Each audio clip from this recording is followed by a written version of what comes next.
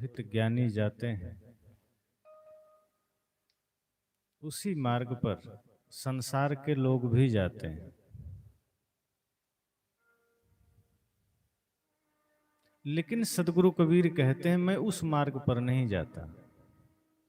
जिस मार्ग पर संसार के लोग जाते हैं, जिस मार्ग पर पंडित पुरोहित ज्ञानी जाते हैं, मेरा वो मार्ग नहीं। मेरा मार्ग अलग है, मेरा रास्ता अलग है। ऊंची घाटी राम की। अब यहां बात थोड़ी उल्टी है। अक्सर घाटियां नीची होती है, ऊंची नहीं होती। ऊंची तो चोटियां होती।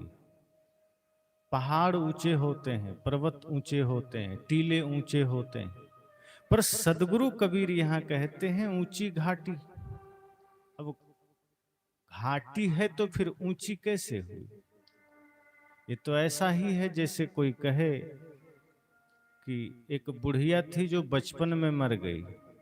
तो बचपन में मरी तो बुढ़िया कैसे हुई? और अगर बुढ़िया थी तो बचपन में कैसे मरी? सदगुरु कबीर यहां कहते हैं ऊंची घाटी राम की। राम की घाटी ऊंची है और तेहि चढ़ रहे कबीर। घाटी भी कह रहे हैं और यह भी कह रहे हैं कि उस पर मैं चढ़ कर रहता हूं, वो मेरा ठिकाना है। तो जेहि मार्ग गए पंडिता। ये संसार के लोग जिस रास्ते पर जा रहे हैं, वो रास्ता कौन सा है? जिस पर पंडित गए हैं, जिस मार्ग पर पुरोहित गए हैं। आप देख लो, बाल्यकाल से बच्चे का जन्म हुआ नहीं कि पंडित आ गए आपके पास पोथी लेकर के, तुम्हारे बच्चे को तो ग्रह लगा है, तुम्हारे बच्चे के ऊपर तो सतैसा लगा है, अब तुम्हें इसके लिए पूजा करवानी पड़ेगी, तुम्हें गंगा नदी जाना पड़ेगा, किसी मंदिर में जाना पड़ेगा, किसी तीर्थ में जाना पड़ेगा। और आपको लगता है कि पंडित जी कह रहे हैं तो ठीक ही कह रहे होंगे। बात हमारे बेटे की है। अगर बेटा को कुछ हो गया तो कौन खतरा मोल ले, चलो पंडित जी की बात मान लेते हैं और आप जो जो कहा जाता है आप करने लग जाते हैं। तो पंडित का मार्ग बाहर का मार्ग है, वो जो कहा आप करने लग गए। पुरोहितों ने जो रास्ता दिया आप चलने लग गए। उसने कहा गंगा में नहाने से मुक्ति है, आपने कहा हाँ महाराज, आपने कहा तो होगा ही।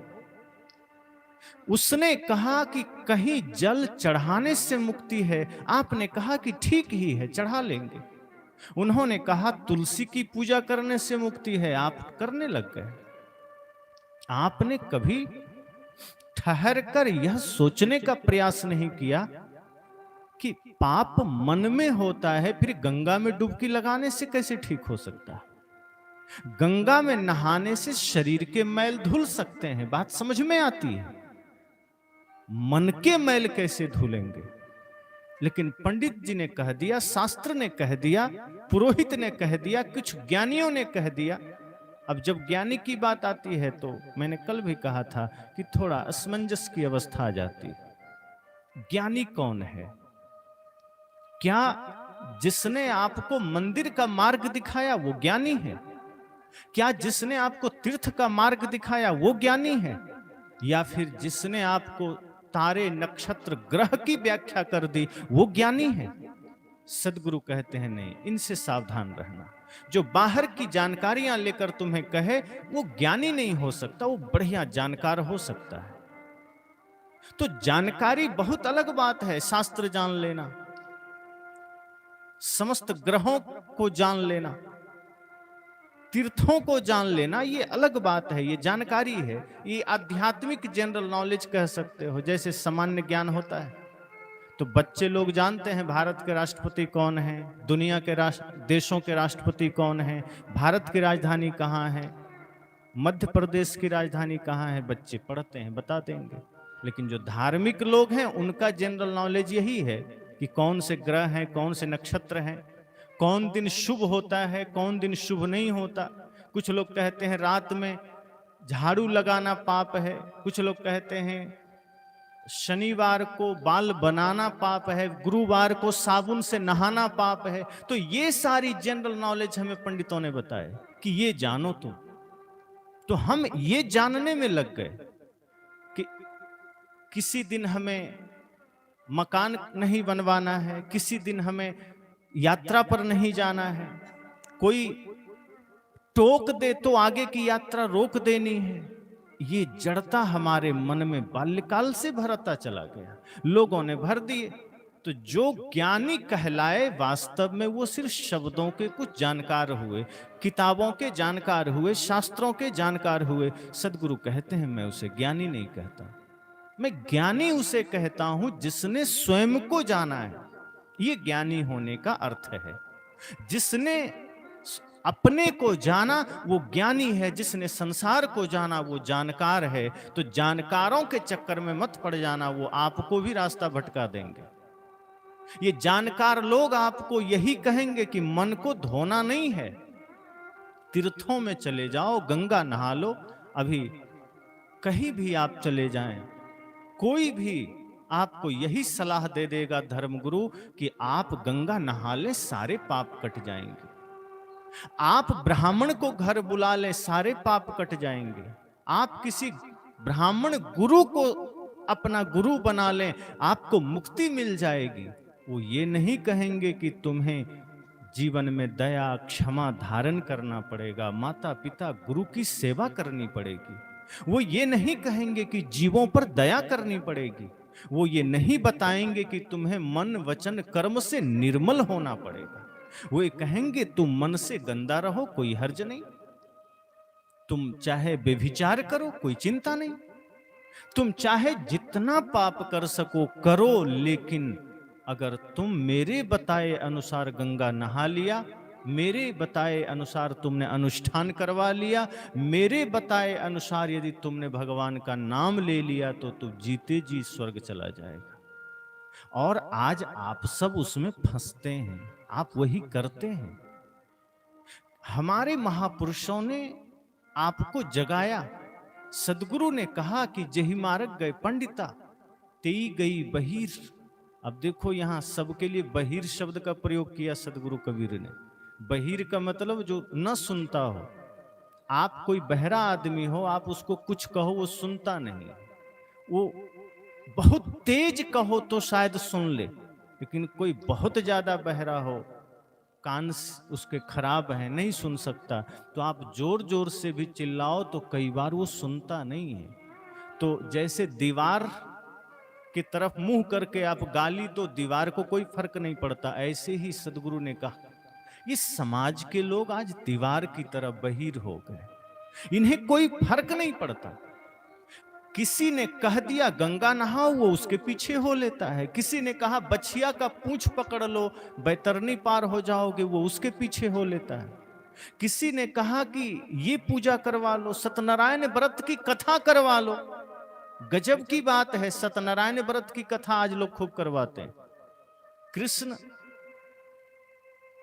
राम या भगवान बुद्ध या महावीर के जो ज्ञान है उससे किसी को लेना देना नहीं है। लोग सिर्फ उनके नाम पर आज कथाएं करते हैं। भगवान बुद्ध के नाम पर भी कथाएं चल रही है, लेकिन सबसे ज्यादा प्रचलित है सत्यनारायण व्रत कथा। अब कई बार मैंने भी सुना है अगल बगल गुजरते गुजरते सत्यनारायण व्रत कथा। तो जब मैं सुना तो मुझे प्रतीत हुआ कि सत्यनारायण व्रत कथा में ना सत्य है ना नारायण है, फिर ये कथा किसकी? दूर दूर तक कहीं सत्य का दर्शन उसमें नहीं है और नारायण तो है ही नहीं। तो झूठे कहानियां, झूठे अलूल जलूल बातें चल रही है और आदमी के दिमाग में ये भर दिया गया कि अगर ये कथा तुमने करवा ली तो तेरे सारे पाप कट जाएंगे। आदमी कहता है फिर और क्या चाहिए।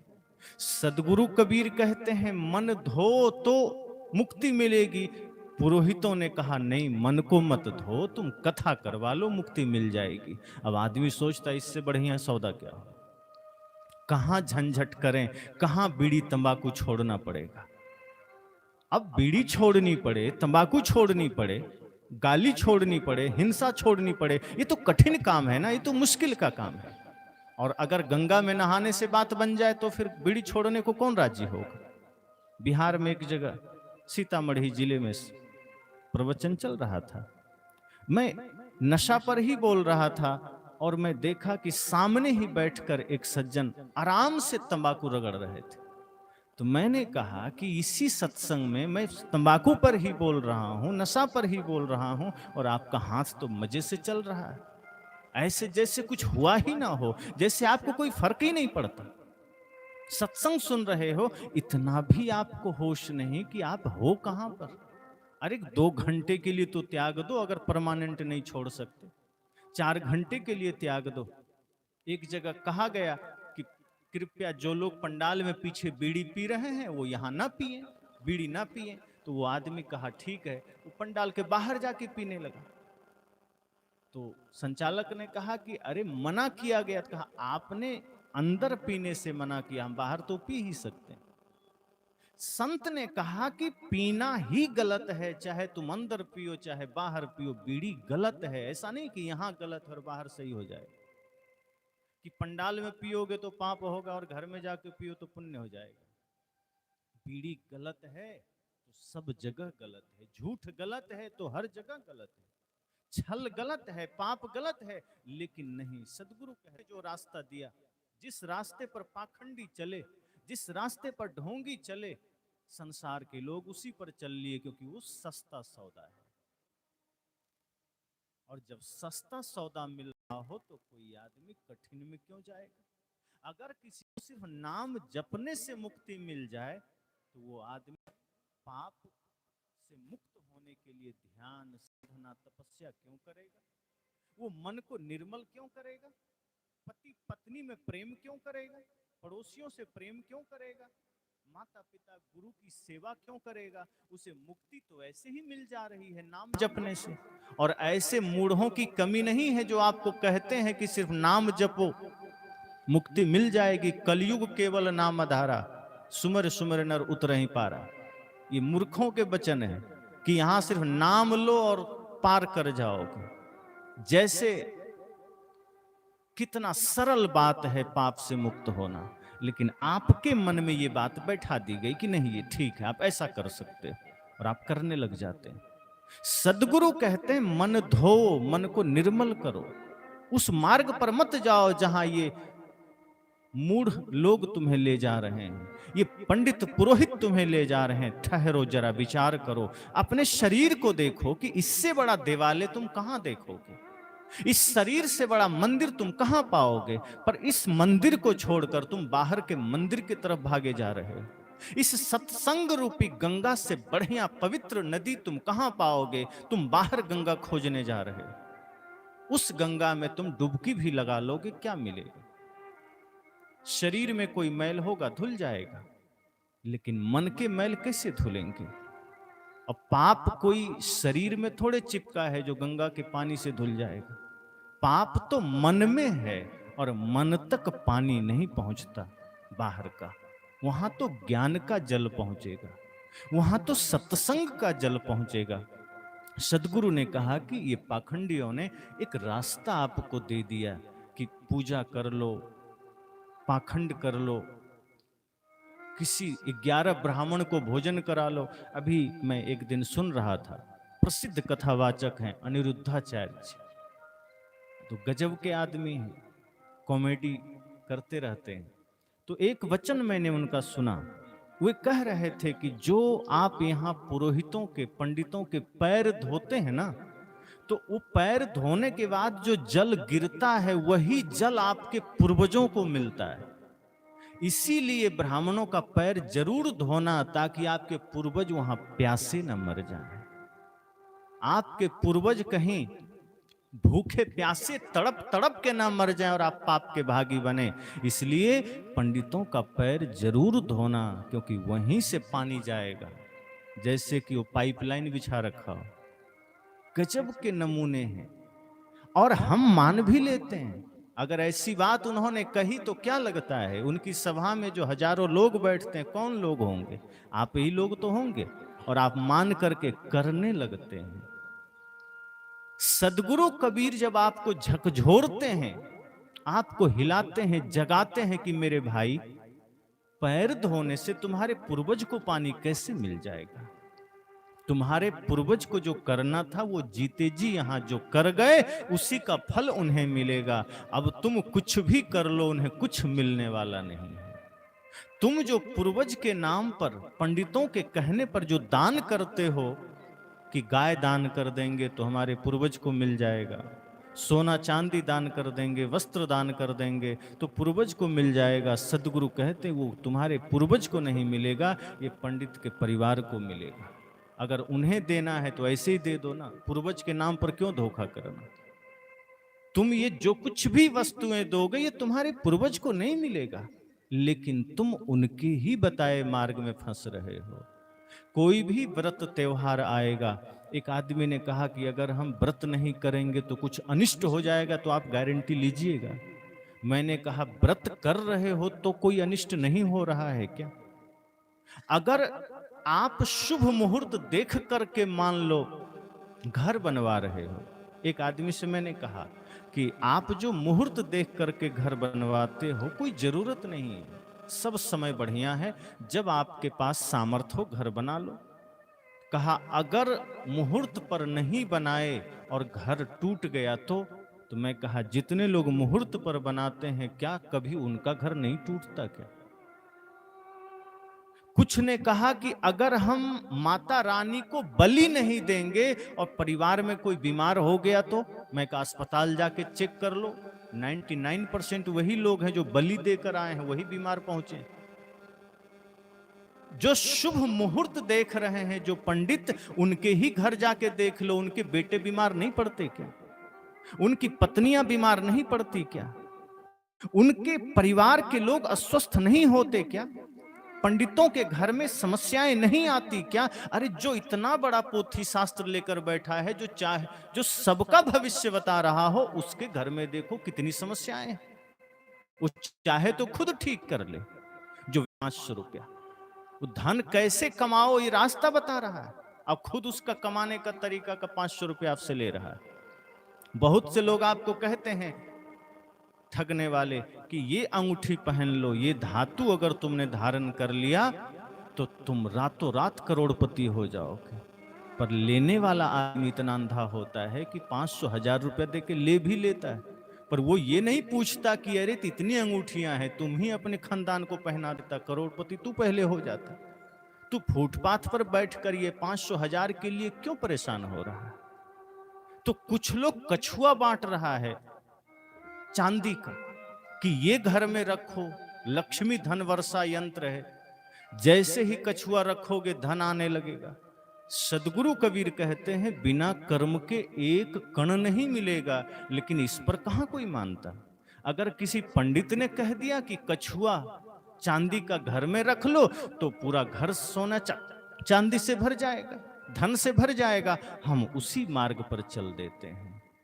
किसी ने कहा कोई तावीज हम तुम्हें दे रहे हैं, इससे तुम्हारे घर में शांति आ जाएगी, आप उसकी बात मान लेते हैं।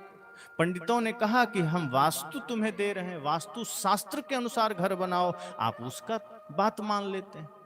अपने आश्रम पर कुछ शौचालय हमने बनवाए तो एक सज्जन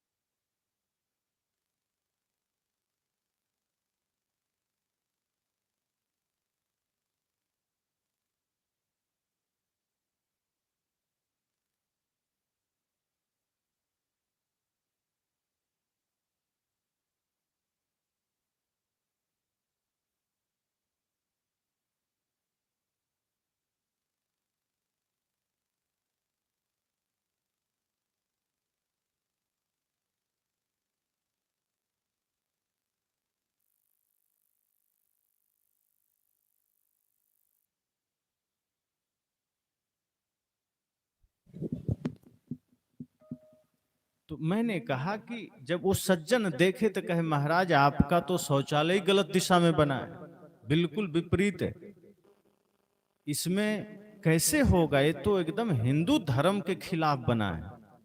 मैंने कहा क्या हो गया? कहा सीट पूरब दिशा में नहीं होना चाहिए, मैंने कहा क्यों, इधर कोई बैठेगा तो उलट जाएगा क्या? अरे भाई पूरब दिशा में है तो बैठने से क्या होगा, आदमी गिर जाएगा। पूरब पश्चिम से क्या है, वैसे भी दीवार के अंदर है। ऐसा तो है नहीं कि सूरज भगवान आदमी के बाथरूम में घुसे जा रहा है।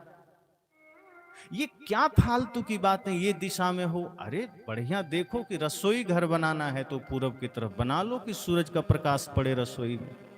बाकी सड़क की स्थिति देखो, वहां का अन्य स्थितियों को देखो, उस अनुसार घर बनाओ। वास्तु देखने के चक्कर में कई बार घर नरक बन जाता है। लेकिन अब पंडित जी ने कहा है तो आदमी कहता है वैसा नहीं बनाएंगे तो घर में समृद्धि नहीं आएगी।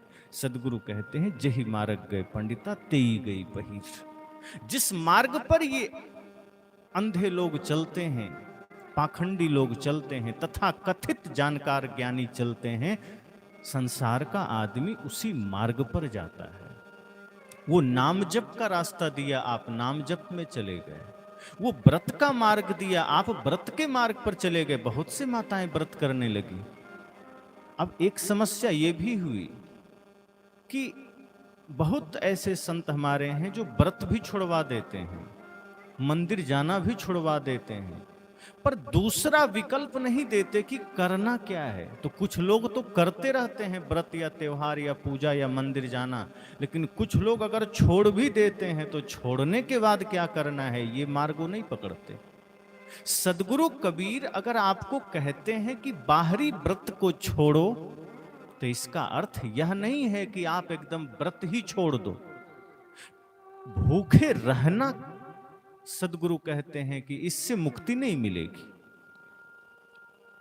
या एकादशी व्रत करना इससे मुक्ति नहीं मिलेगी, पूनम व्रत करना इससे मुक्ति नहीं मिलेगी। उस दिन भूखे रहने से क्या होगा, भूखे रह लेंगे, मुक्ति कैसे मिल जाएगी। पर इसका अर्थ यह नहीं है कि व्रत ही छोड़ दो। सदगुरु कहते हैं व्रत करो, लेकिन ये बाहरी व्रत मत करो। सबसे बड़ा व्रत क्या है? सत्य, अहिंसा, प्रेम, करुणा, दया, क्षमा, ये धारण करो। इससे बड़ा कोई और व्रत नहीं है।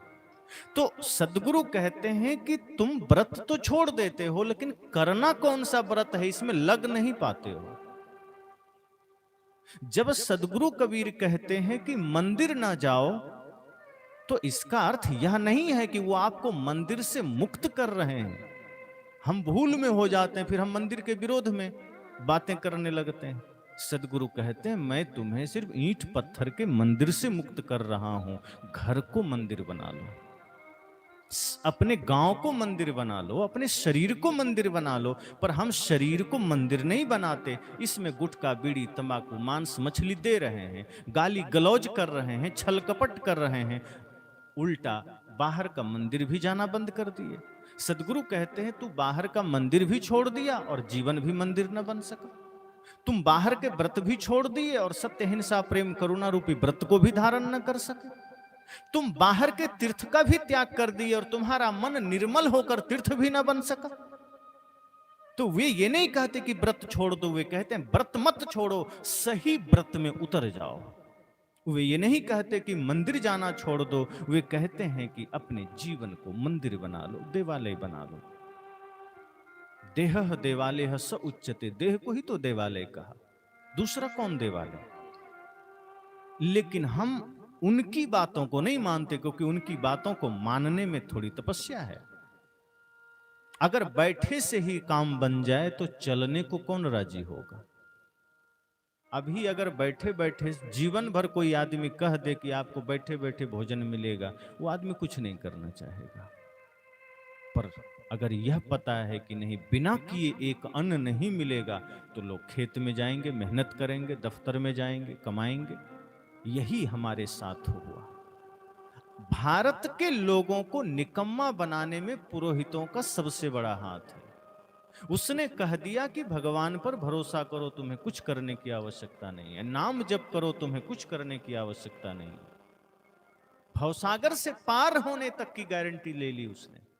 कहा कुछ तुम्हें नहीं करना है, तू जो करता है करता रह, बस समय समय से दक्षिणा देते जाओ, हम तुम्हें मुक्ति का टिकट देते चले जाएंगे। तुम्हारे पूर्वजों को भी हम व्यवस्था कर देंगे। अगर जो पूर्वज दान धर्म करके नहीं गए हैं, ऐसे ही पाप करके मर गए, चिंता मत करो, अभी थोड़ा जेब में ज्यादा अमाउंट लगेगा, पर हम उनको भी ट्रांसफर कर देंगे नरक से स्वर्ग में। अब आदमी सोचता है कि यहाँ बैठे बैठे हमारी व्यवस्था हो गई, बाप दादा की व्यवस्था हो गई, तो ये तो सरल मार्ग है, फिर कौन कबीर को सुनने जाए, फिर कौन बुद्ध को, रैदास को सुनने जाए, कौन नानक को सुनने जाए। ये बहुत कठिन मामला है, एक कठिन रास्ता है, बैठे ही काम बन रहा है, तो कबीर से फिर हम दूरी बना लेते हैं, नाम रखते हैं, काम नहीं रखते। सदगुरु कबीर का मार्ग सक्रियता का मार्ग है, प्रयत्नशील होने का मार्ग है, निरंतर कर्म करने का मार्ग है, निष्क्रिय होने का मार्ग नहीं है, सोने का मार्ग नहीं है, बेहोशी का मार्ग नहीं है। सदगुरु कबीर का रास्ता होश का मार्ग है। इसलिए सदगुरु कबीर ने कहा, जेहि मार्ग गए पंडिता तेई गई बहिर। जिस मार्ग पर ये तथाकथित पंडित गए, ज्ञानी गए, जो तथाकथित हैं, ज्ञानी है नहीं, वो दुनिया को जानने वाले लोग, शब्दों को जानने वाले लोग, पाखंड को जानने जीने वाले लोग, उसी पर आप चले गए। आप कभी ठहर कर यह प्रयास नहीं किए कि हमारा सही मार्ग क्या है, सही रास्ता क्या है।